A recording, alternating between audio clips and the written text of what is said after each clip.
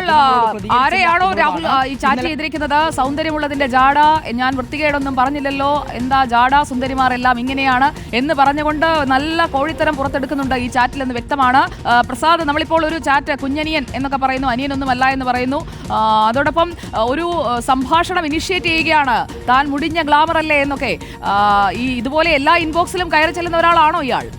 T V Prasad, ആ ഒരു chat വിവരമാണ് നമ്മളിപ്പോൾ പുറത്തുവിടുന്നത് സുജിയ. നമ്മൾ നേരത്തെ പറഞ്ഞതുപോലെ ഈ സംഭാഷണം, നേരത്തെ നമ്മൾ പുറത്തുവിട്ട ആ ഫോൺ സംഭാഷണത്തിലെ മാധ്യമപ്രവർത്തകയായ യുവതിയുമായുള്ള ചാറ്റാണ്, ടെലിഗ്രാം ചാറ്റാണ് നമ്മൾ പുറത്തുവിടുന്നത്. ഈ ടെലിഗ്രാം ചാറ്റ് കൂടാതെ വേറെയും ഒരുപാട് ടെലിഗ്രാം ചാറ്റുകളുണ്ട്, അതോടൊപ്പം തന്നെ വേറെയും ഒരുപാട് വാട്സപ്പ് ചാറ്റുകളുണ്ട് എന്നുള്ളതാണ് ആ യുവതിയിൽ നിന്ന് നമുക്ക് മനസ്സിലാക്കാൻ കഴിയുന്നത്. എന്തുകൊണ്ടാണ് പ്രസാദ്?